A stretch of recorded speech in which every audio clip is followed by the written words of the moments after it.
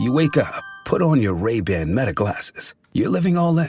You realize you need coffee. So you say, "Hey, Meta, how do I make a latte?" Brew 2 shots of espresso. after Meta AI gets you caffeinated, you're ready for some beats. "Hey, Meta, play hip-hop music." You head to meet some friends, but can't remember the place. "Hey, Meta, call Eva." Ray-Ban Meta glasses, the next generation of AI glasses. Just say, hey, Meta, to harness the power of Meta AI. Shop now at meta.com/smartglasses. Light up your holidays with Vizio's 65-inch Quantum Smart TV, now just $449.99 at Target. Immerse yourself in a world of over 1 billion vibrant colors with quantum dot technology. Plus, wide viewing angle ensures everyone gets the perfect view during movie marathons, no matter where they sit. Stream your favorite festive songs from North Pole Radio using the built-in iHeartRadio app. But hurry, this deal won't last much longer. Give the gift of entertainment and get your Vizio 65-inch Quantum Smart TV for just $449.99 at Target today.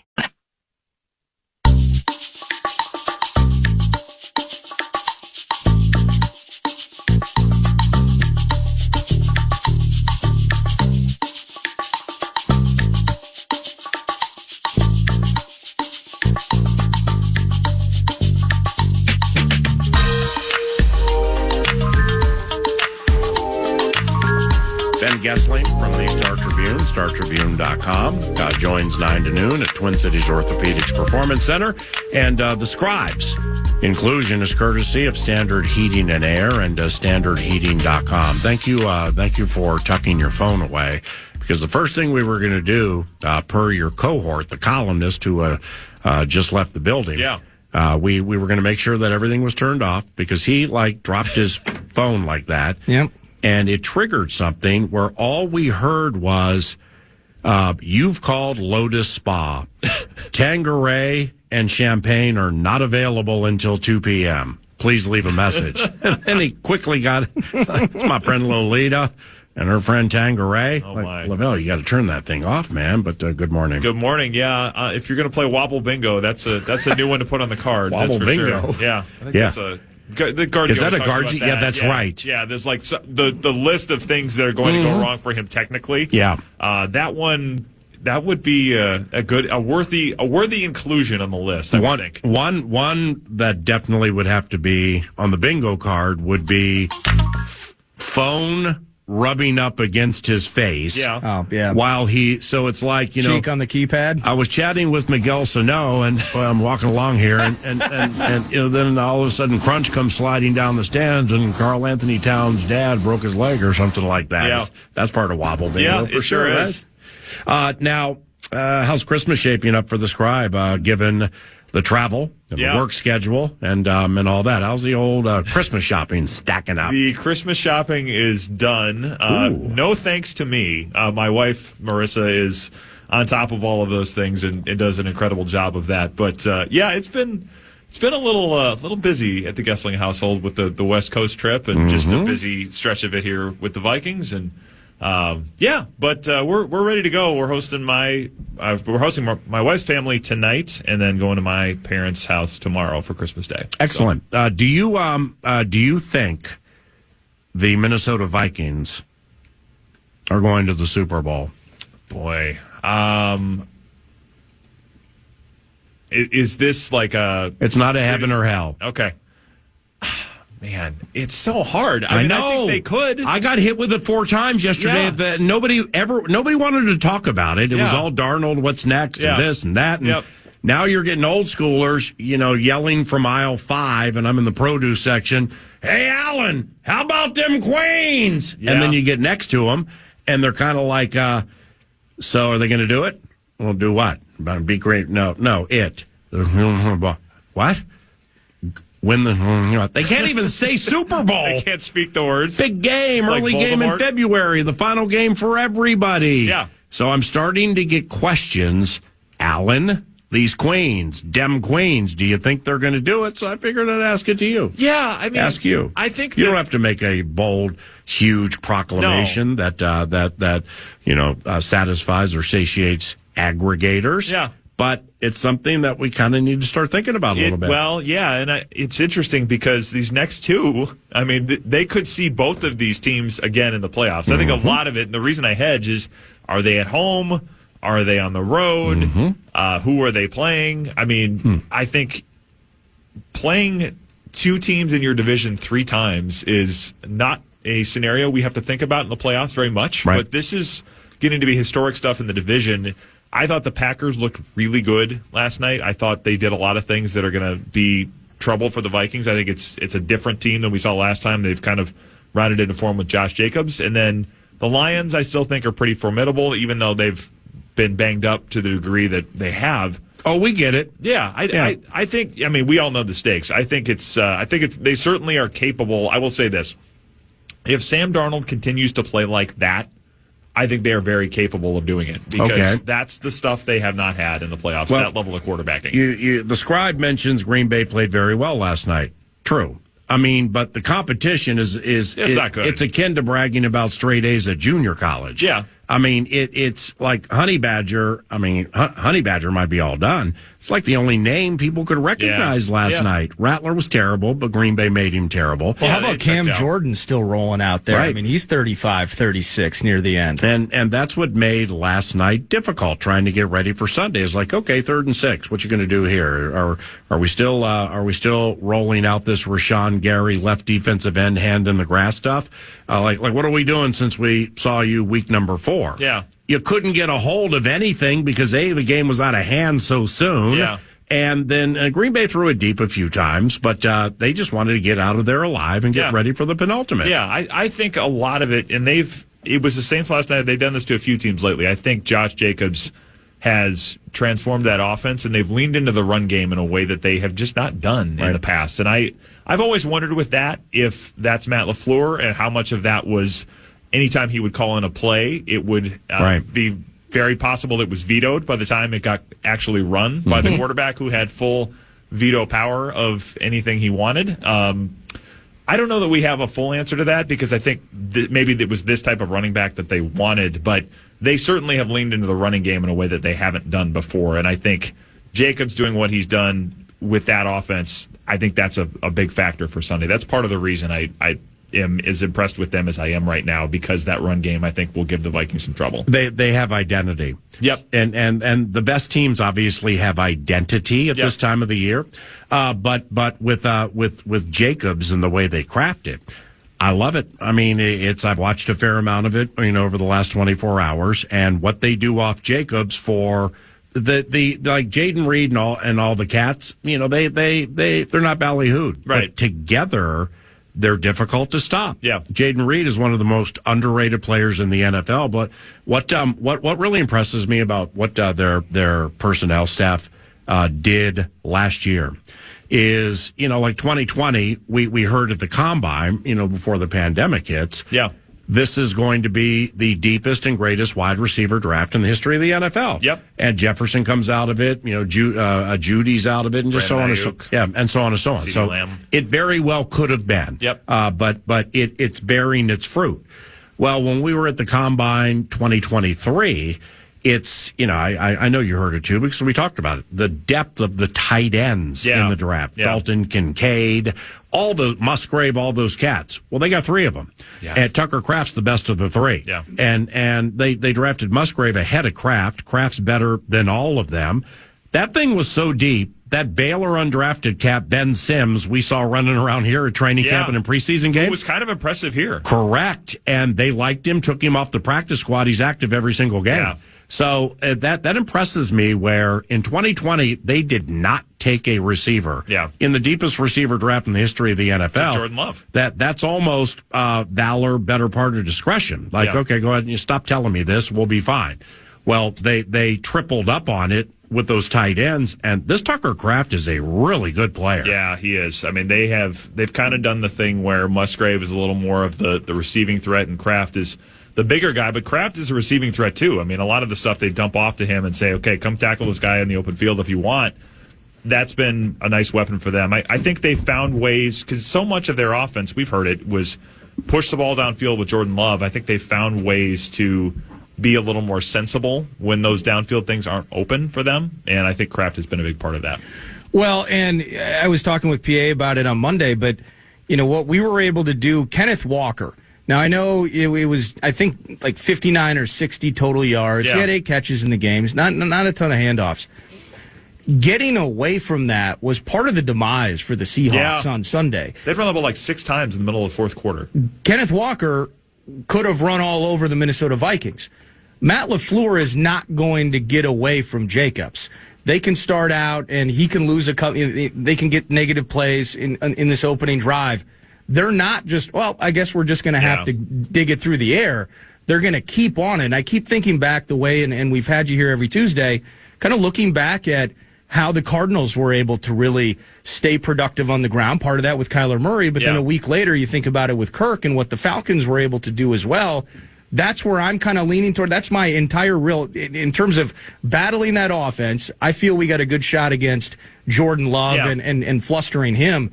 But how do we stop that rushing attack? Yeah. It's giving me fits. Yeah, they have really done a nice job of making that their identity, which is something we didn't expect we'd see in Green Bay for quite a long time. And perhaps some of that was trying to make things easier for Jordan Love when he's getting into it. But he's established enough now that I think it's more than that. I think they feel this is an effective way to run their offense. They've done it, and they had to do it, I think, at times when Love was out, and they put Malik Willis in there and won a couple of games with him. But Jacobs has, I kind of thought when they signed him, well, this guy's run the ball a lot with the Raiders. He's run it at Alabama a lot. How many yards are they going to get out of him? How much tread is on the tires?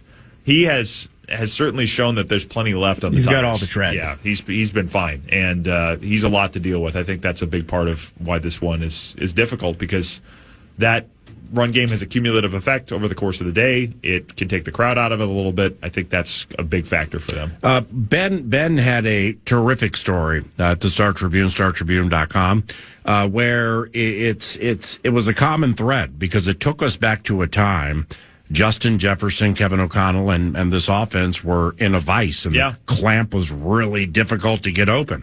And now, for those who missed it, Seattle split safety coverage, and how the Vikings were beating it with new answers to said coverage. Yeah. For those who missed, what did you unveil? Yeah, a lot of it was looking at, so Jefferson ended up, I think, catching all but one of his passes on Sunday against split safety coverage. So he had like 9 for 139 and 2 scores against it, which, a month ago we were talking about, I think after the Bears game especially, he draws the PI calls, but was not able to get much going against that, and they're trying to find other ways to produce on offense when teams take him away. And when you're saying split safeties, for those who don't completely get it, right. Think, the safeties like Harrison Smith, off the line of scrimmage, they're split, so you got one by one hash mark, one outside of the other, and you don't know if they're going to be part of doubles. Are they going to run up and try? So there are myriad things you can do with split safety coverage, but 18 generally was getting one of them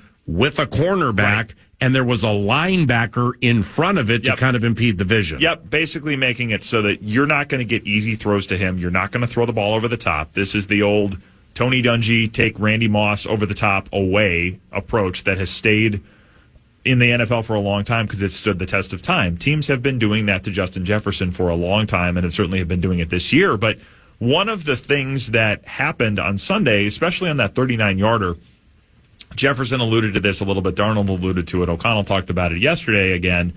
He sees that safety with his hips turned towards the middle of the field, and he basically says, if I can beat this corner and then widen my route away from this safety, I can get a big play out of this. And I don't think, O'Connell said after the game that the ball typically would go to the other side to Hockenson and Addison, and it seemed like the route that Jefferson ran, he didn't want to get into a ton because I don't think he wanted to give everything away, but it seemed like that route does not normally go that direction where he's going to get the ball and he can kind of widen away from that safety. But he saw it. He read the coverage the same way. Darnold saw it. Darnold extends the play, makes an incredible throw. So a lot of what they've been able to do is say, okay, the play is drawn up to do this, but where can we find room to freelance a little bit within the structure of the play? Where can we find room to say, okay, if we get this, even though the play is drawn up for us to do X, where can we do, something closer to Y or X with an augmentation or whatever it happens to be? I think that's where they've started to crack this code a little bit. You have a quarterback and a receiver that are seeing things the same way and playing off of each other. If that situation, and it's where, and I'm going to bring it up with O'Connell in 40 minutes, I'm going to set it up with when you say Justin is really good at finding open grass. Yeah. What does that mean? Well, I mean, I think I do. I want to hear Kevin's explanation. But the situation you're talking about, if it was an option route, as they call it, option routes freak me out. And because it's almost like telepathy is needed to make it work. And the 49ers are incredibly good at it, at least used to be, and the Vikings are good at it too. But that's coming up with Kevin O'Connell to talk about option routes and that specific situation Ben wrote about in the Star Tribune and StarTribune.com. Are you still getting peppered with the what's next for Sam queries? Oh, yeah. You still are? That's cranked. That feels like it's cranked up more. Oh, really? It's lessened for 9 to noon a little bit, maybe because we got a little snarky with it last week. It's just like, I mean, it's I mean, we can guess. Just enjoy the season. And you're a scribe. I mean, you handle your job differently than I do mine, and you're very good at it. It's like if there is a sneaky background conversation to be had about what's next, I need to know. You might get the answer. Of course, I could ask. I just think it's a buzzkill to ask when you're in here doing your radio show and the team's 13-2. And it's going to take care of itself. It's kind of like, why worry about tomorrow when today has enough about which to worry? It's just the Packers bring enough trouble of their own. It's just a buzzkill question during a euphoric 8-game winning streak. Yeah, and I think from my perspective, it's a little bit of, I mean, you can ask for the answer now, and it's useful to hear what they're thinking, but we're not going to know for now. I mean, they don't have to make this decision until March. And I just don't think that anything that happens right now is going to give us a complete answer to what they're going to do, because I think the playoffs is going to have something to do with this. I think how he views himself, what kind of a market he wants or what kind of a market he's setting is going to have something to do with this. J.J. McCarthy's prognosis, which I think they're excited about, but how are they feeling about him going into the season, possibly as option one? I mean, all of that stuff. Coaches sit down after the season and recap the entire year. A lot of the decisions they're going to make will happen. The springboard will come in those meetings, and those meetings are not happening until the season is over. So, yeah, I get your point with the buzzkill thing, and I also think, from my perspective, yes, you ask the questions to find out kind of what they're thinking, but we're not going to have that answer yet because there's just still a lot of information that's going to go into that answer that we don't have. Yeah, and you laid it out perfectly with Sam in terms of how this thing ends, right? If it's a check down on 4th and 8, the way and you know the way that he's been playing, you come out with a loss in Seattle. I mean, the fluid way in which fans week to week, and that's part of the reason I love it so much. I'm a fan. You live at the roller coaster of sorts. The playoffs are going to play into this a lot. Now, what about if it's 50-50 and maybe it's 60-40? A lot of people worried about Sam's future and what this thing looks like. We can't just hope for the 1 seed and dream weave a little bit. It's already we're focused on March. The head coach is the other one that I get asked about. So he's in the last year of his deal? No, he's not. When are we going to hear about this? Wilfs need to open up the checkbook and just give him free reign, whatever the heck he wants. I assume you've been asked about the head coach a fair amount in terms of his future. That's starting to come up a little bit more. And yes, he has 1 year left on his deal. 2025 is the last year on it. I expect that those conversations will start in the offseason. They, I think, are going to have they have a coach whose stock could not be any higher right now. I think that's going to play into the negotiations. It's going to play into the discussions. I think it'll get done. But that's starting to come up because people are seeing what he's done with Sam Darnold. People are seeing what he's done with this team that now I think has doubled, or depending on the over-under you look at. If you're looking at the over-under of 6.5 at the beginning of the season, they've now doubled that. So I think somebody had something yesterday about this team and the 1999 St. Louis Rams are the two teams in NFL history that have doubled or have exceeded their over-under projection by the most. The Rams did in 99, didn't they? That was the Rams team that won the Super Bowl. With Dick Vermeil. Greatest show on turf. So when you have that kind of a year, you tend to want those coaches to stay around. And it's amazing how that buzz, and PA and I were talking before the show, just some things. Kevin's been out in the media a little bit more recently as well, but how quickly that changed when we were sitting here a week ago talking about this, where it was Dan Campbell's to lose. Yeah. Mike Tomlin. All right, 3-2 in Pittsburgh. Yeah. And then, well, Kevin O'Connell, they're having a pretty nice season, but ultimately it's going to be, how does this ride finish? And within a 36-hour period, Dan Campbell's calling an onside kick against the Bills down 10 early fourth quarter, and the Vikings are getting out of Monday night with a lopsided victory over the Bears, although sleepy at times. Those penalties from Cam Robinson still perplexing me. Sure. But all the same, in 36 hours, it changed, and he was the betting favorite, so you're following that in the 702, and now he is quickly, I don't want to call him a darling. I think the 13-win seasons, he's doing a lot of work that speaks for itself, but now he's very much in the public platform and in the square. He is. He's getting a lot of attention in that regard, and the thing, I guess, to remind people about how this works, the Coach of the Year award that people kind of see as the official one is the Associated Press Coach of the Year award, and the panel that votes on that, full disclosure, I do not have a vote in this. Okay. But there's, I think, 50 people that have a vote in this, and they turn in their ballots at the end of the regular season. So nothing that happens in the playoffs will factor into this award, even though it is presented the night before the Super Bowl or whenever NFL Honors is. Maybe it's Thursday this year, whatever. The decisions that will be made for that award will happen in the next couple of weeks. So anything that happens in the playoffs won't shape it. Does it shape perceptions? Does it shape legacy? Does it shape negotiating positions and contracts? Of course it does. But just from a procedural standpoint, that is how this Coach of the Year thing happens. It's based on the regular season only. Ben Goessling weekly, 9 to noon, and with Bumper to Bumper with Barrero on Fridays, courtesy of Standard Heating and Air and StandardHeating.com. Midway point of the radio show has arrived. Kevin O'Connell, coach of the Vikings, joins us 30 minutes from now. And a final segment with the said scribe when 9 to noon continues on KFAN. Head over to NFLShop.com for the largest collection of officially licensed gear from all your favorite brands. NFL Shop is your ultimate gifting destination for jerseys, t-shirts, headwear, and more. Take your game day style to the next level with the best selection of NFL gear anywhere. Show off your team pride this holiday season with styles fit for the whole family. To shop now, go to NFLShop.com.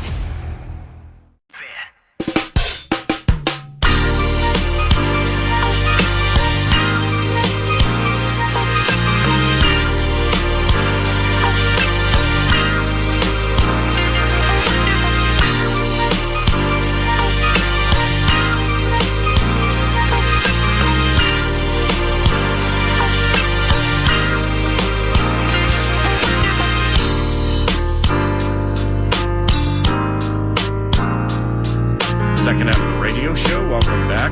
It's a Kara Savage production from the 651 Carpets Plus studios at FM 100.3 KFAN. Your home for everything funky and fun. Vikings Sunday, 325 for the boom. Wild hockey. You heard that last night on KFAN. You will hear the Timberwolves, assumedly tomorrow. They take on the Dallas Mavericks on Christmas Day. Yep, it'll be a 1:15 pregame, 1:30-ish tip-off right here on the fan. Absolutely. And Christmas boom. with Luka. Right. Well, how about it's do we like games, NFL games, and a bevy of NBA fun on Christmas Day and night? I mean, I really couldn't care less. Yeah. It's your choice to watch or not. Yeah, I don't watch as much of it on Christmas Day. I mean, Thanksgiving I do, but yeah, I don't think Christmas Day will be, Christmas with kids. It's a different production than Christmas without a little chaotic, a little busy. Yeah. It'll be fun. It's always my parents do it big, so I think we'll do prime rib tomorrow and lots of gifts. That's what we're doing. It'll be fun. What do you have? Do you have a certain way you do it? And we're going to yield on the table. We're going to yield to the con here. I mean, because he's the meat cooking expert. He's the king. Eventually, but this is oven type stuff. Yeah, it's not Traeger type stuff. Yep. So What's your dad do? I think he does like a rub from Von Hansen's. That typically his when it gets like the crust on there, that's the stuff I'm herbs de Provence. Yes, that's the stuff I'm looking that's what for. I use. It's the best thing to use. Yeah. So it's typically just that, and it's in the oven when it's hits whatever temperature it needs to hit, 150 or whatever. I secured a 10-pound prime rib yesterday, so at 5 p.m. today, I will salt it with a kosher salt and put it back in the refrigerator. Dinner's at 5 o'clock Christmas Day. It will come out to go to room temperature at 11 a.m. Yeah. Then before it goes in, there will be softened, not melted, softened butter rubbed all over it. Then a little bit of garlic and the herbs de Provence, which is key with the way you spread that. Because like one year I didn't spread it the right way and it got too burned on the top. Yeah. Then oven at 500. And I learned this online, but I swear by it. 500 degrees for, I think it's 5 minutes per pound. Okay. So 48 minutes, basically 48 and a half minutes at 500, turn the oven off and leave it in there for 2 hours. And it comes out the most succulent, medium rare in the middle and medium-ish on the outside. The herb de Provence is the key, and how you spread that with the butter. And good morning. Yeah, now it's hard to focus on football now. Did I do that okay, Con? Yes, that is perfect. 500, and it is 5 minutes a pound. Yep. And then you just let it chill. Thank you. And that's that's a terrific way to do it. I'll smoke mine. I can do that too. With prime rib? Either go heavy. You can put it usually around 275. Yeah. And get that to that medium rare temp. You got to. I like to. It's important to me that I let the meat rest. Yep. Mm-hmm. So there's that resting period. You got to chill on that at the very end. Okay, I'm glad you said that. Help me with this. So you let it rest, preferably, let's say 15, 20 minutes. Or is that too long? I'd even potentially go longer. Well, how do you, then when you go to eat it, it's not hot. What do you do? How is it not hot? Well, because if it sits out, when you're not sitting it out. Okay, so you're just it's the same philosophy as what you're doing when you said you are putting it at 500 and then you're turning the oven off. So that the temperature's going down, but the meat itself will continue to marinate and cook for that period of time while it's resting. So if I cook a brisket, if I cook a pork butt, I can wrap it in butcher paper, and then I can even put some foil over it if I want, and I can just toss it in a Yeti cooler. So that heat's going to be maintained. Or I can use an oven that's off and slide it into the oven. Okay, well, I'm not talking 2 hours, though. Maybe like a half hour is probably fine. 48 minutes, 500. Yeah. Oven off. Yep. 2 hours oven off. Correct. It's ready to go. Yeah. Right around there. Yep. Okay, so at the end of 2 hours, do I just leave it in the oven? Well, it's effectively for 10 to 15, or do I bring it out, cover it, and implement the Yeti? Well, effectively, if you turn the oven off, that's a resting process in itself. Right. That gets you to that temp. So it's not going to go from 500 to 60 like that. Yeah. No, but if you're baking in that way, that's a fine way to do it. Absolutely. I'm just talking from like a smoking standpoint. You're putting some stress on it with that smoke. Typically, anything that I'm smoking, I'm going to rest for at least a half hour. A brisket usually longer, maybe an hour. So when that 2 hours hits, the resting's done. I think you're ready to feast. Let's eat. Absolutely. Okay. So my biggest problem with this is always when it's more smoking than doing oven stuff at the holidays. But my issue is always I'm too impatient with it. Where the resting time, I don't always put in enough of it because I'm just like, man, I've been doing this for 12 hours. And some of it is you got to do it the day before, or at least start it the night before, more so than doing it day of, because then it's like, I know I need to rest it, but I'm so hungry. Well, and I've never, I'll be honest, I very rarely, I could get it with ribs going. All right, 3-2. With just about anything that I've cooked, it never is done when it's supposed to be. It's always, hey, Molly, throw the mac and cheese or whatever it is in the oven. This is when we're going to be done.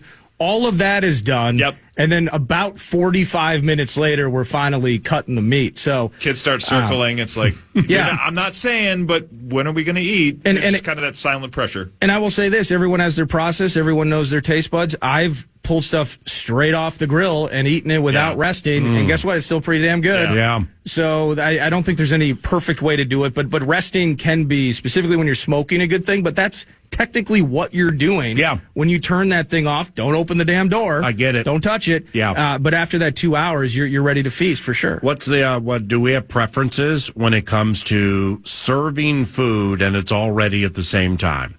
In other words, flight attendant occasionally will be like, it's like 2 hours or an hour and a half before the meat's ready. Yep. I got this ready and that ready, and I cook this and cook that. With all due respect, I'm like, why? I mean, let's time this sucker up here. Yeah. Let's treat it like the 4-minute offense. I think you wait until everything's ready, right? You see what I'm saying? Yeah. As opposed to everything's ready and then you got to like reheat it, which is not a problem. But I would prefer to just all like come to fruition at once, like JJ finding open grass late in the game, and you go from a 4-point deficit right to the Christmas Day table, and it's just succulent. Well, that is an elite it was awful. Segue. It was awful. Well, that's I tried too hard. That's what you try to do, but then I'm like bad clock management guy. Oh. I'm trying to get the play in, the mic cuts off, and I end up having to take a timeout in the first half. Yep. That's me managing the time of the meat cook from in various occasions. Speaking of that, though, that was an impressive moment in that the scramble, game on Sunday, when they don't have, and I think you said it on the radio, I said it in the press box, like, I don't think he can hear when he's going like this was not can. It's I can't hear you. Yeah. And say, okay, fine, we're going to get something called. O'Connell said he got the formation, but not the rest of it. So figure out something, basically just run a play to get to the sideline. And then even just the presence of mind to say, okay, I'm on the sideline. I'm going straight over the coach. Yeah. If we can't hear, I'll get the play in person, not over a headset. Like, the presence of mind and the composure to do that was really impressive. In closing, speaking of really impressive, it's quite impressive, the array of staff you guys with the Star Tribune and StarTribune.com have at these games. Yeah. I mean, it's there, 4 to 6, maybe 7 people. I saw, I've known Jim Souhan for many years, and we're friendly with each other. It's not like we text and talk more than people know. Personally speaking, for my personal taste with columnists, I think he's one of the best in the country with the way he turns a phrase. Yeah. He's just a very good phrase turner. Good wordsmith. Jim Murray, Scott Ostler, Mike Lupica, just back to those days. Good wordsmith, right? Yeah. So like I saw him scurrying through the tunnel as I was running to the Vikings locker room for the drive-bys. You guys staff these things heavily right now, right? We do. We had 3 there. We're 3 most road games. Emily Leiker was there with us on Sunday, our newest beat writer, and a Seattle native. So that worked out well for her to kind of make her first road trip ended up being at home. So that worked out well.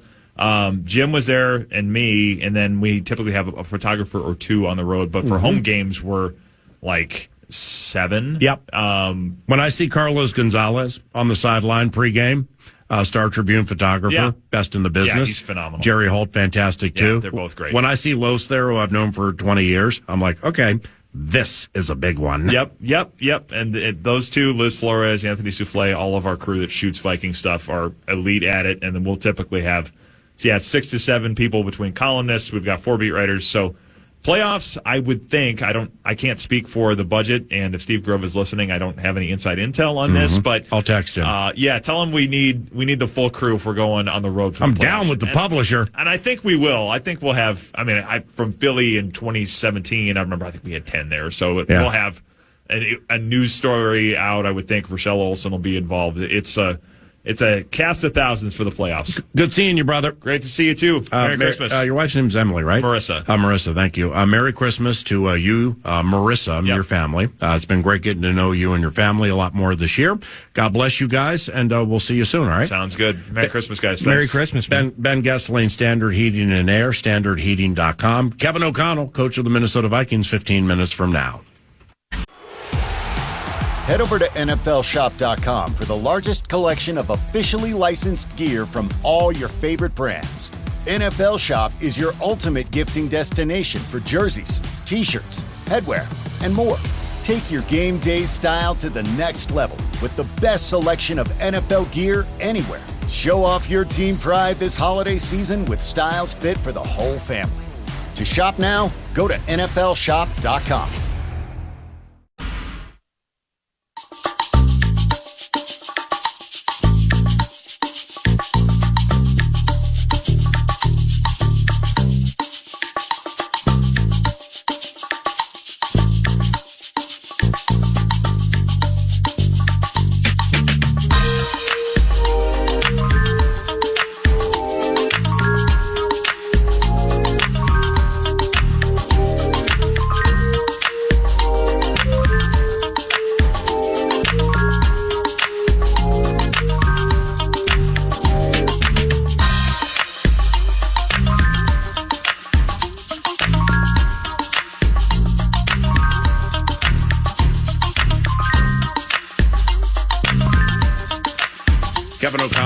coach of the Minnesota Vikings. 15 minutes from now, somewhere between 11 and 11:05, he will traipse down from his second-floor office here at Twin Cities Orthopedics Performance Center to the TCO studios, specifically the radio studio for our weekly confab with the coach.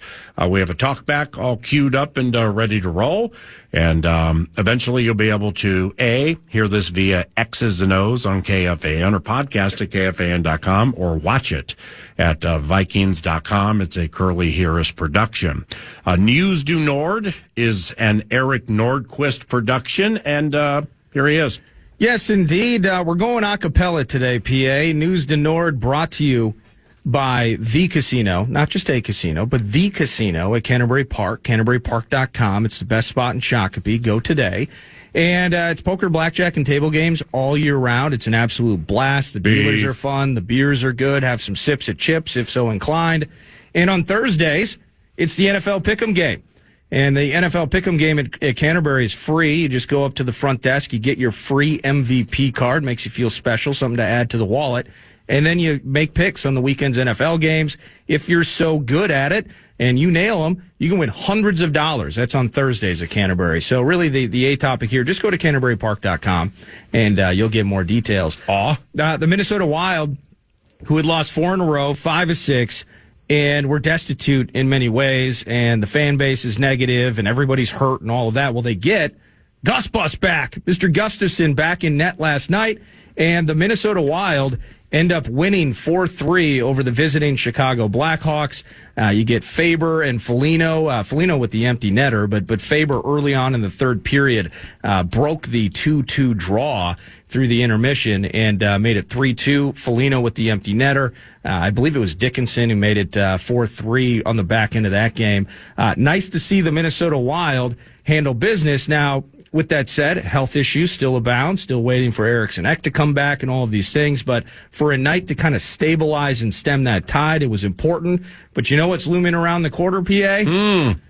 Big D. The next game is Friday. It's Dallas Friday, right? It's headed to Dallas on Friday. Wow. So hopefully between now, everyone has a great Christmas. And I believe the NHL in particular actually takes Christmas off. Like where the NBA and the NFL are battling for eyeballs on Christmas. Yep. NHL's like, well, we're just going to chill, actually, and we're going to come back a day or two later. And they are at Dallas on Friday. Hopefully they get some good health news in the interim, but thank goodness for 2 points last night. And the Timberwolves, which may come up here momentarily, they get the Dallas Mavericks tomorrow. So everything that is Big D, that has been the proverbial thorn in the metaphorical side for the winter sports, well, it's all going to come to fruition over the course of like 48 hours. The Timberwolves are at Dallas.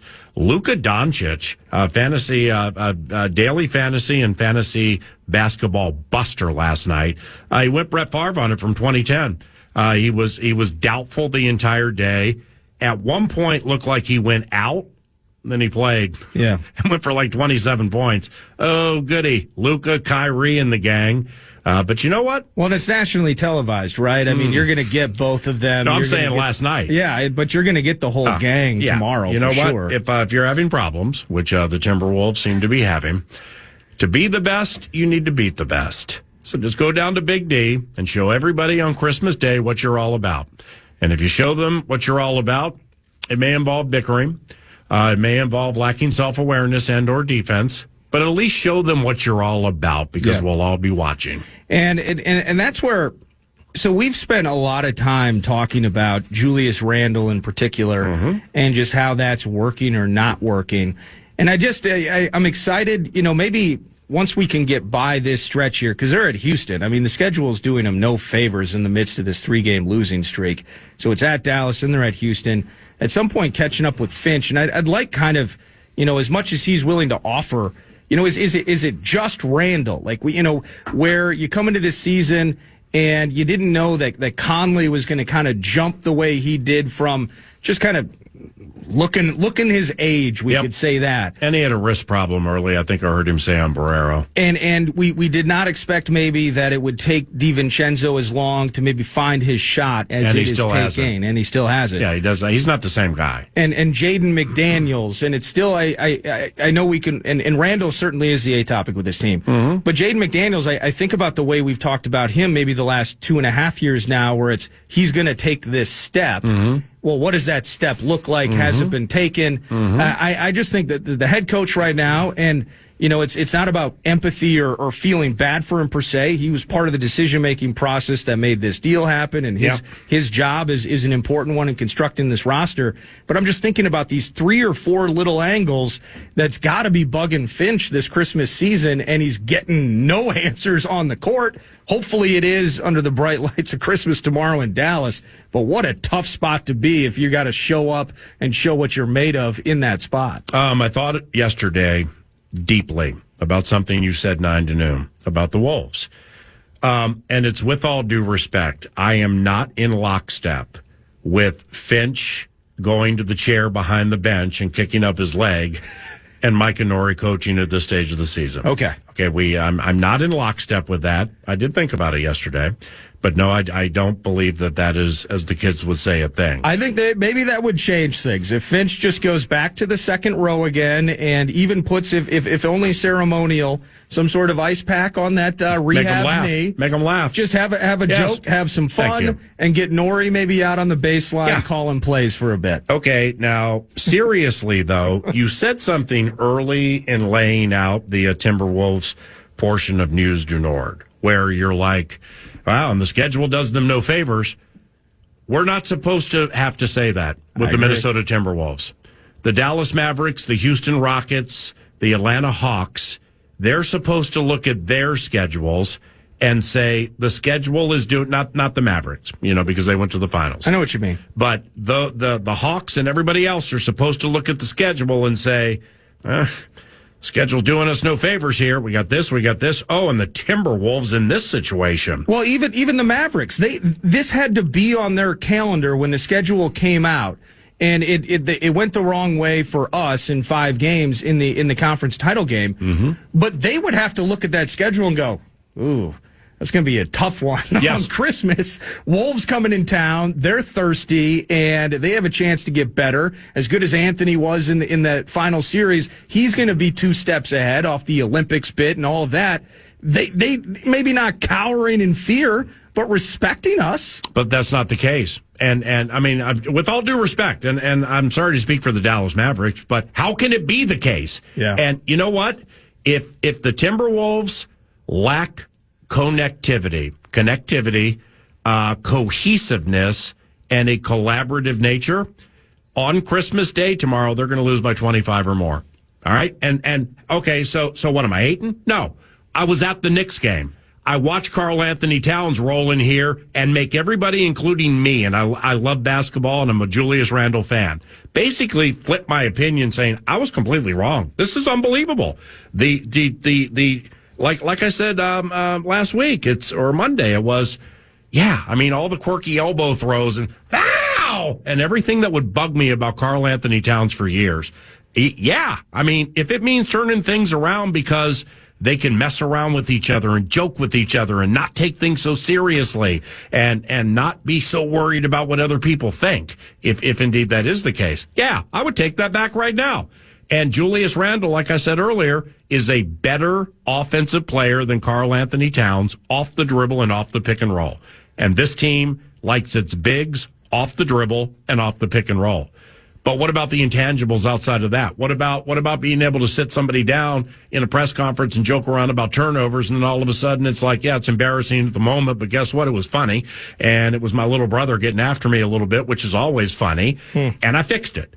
I don't think that's a thing with Julius Randle. And I just don't know how they fix this, because indeed it is problematic. What's not problematic, your Minnesota Vikings have won 8 consecutive, and head coach Kevin O'Connell joins 9 to noon around the corner to chat about it on KFAN. You wake up, put on your Ray-Ban Meta glasses. You're living all in. You realize you need coffee. So you say, Hey, Meta, how do I make a latte? Brew 2 shots of espresso. After Meta AI gets you caffeinated, you're ready for some beats. Hey Meta, play hip hop music. You head to meet some friends, but can't remember the place. Hey Meta, call Eva. Ray-Ban Meta glasses, the next generation of AI glasses. Just say, hey Meta, to harness the power of Meta AI. Shop now at meta.com/smartglasses. Make someone's season unforgettable with the Vizio 40-inch FHD Smart TV, now just $148 at Walmart. Movie night just got better with stunning full HD clarity. Plus, enjoy Watch Free Plus right out of the box with over 300 channels of live and on-demand entertainment, all for free. And when you're in the mood for music, just fire up the iHeartRadio app. Whether it's a gift for someone special or a treat for yourself, this TV makes upgrading a breeze. Don't wait. Head to Walmart and grab the Vizio 40-inch FHD Smart TV for just $148 today.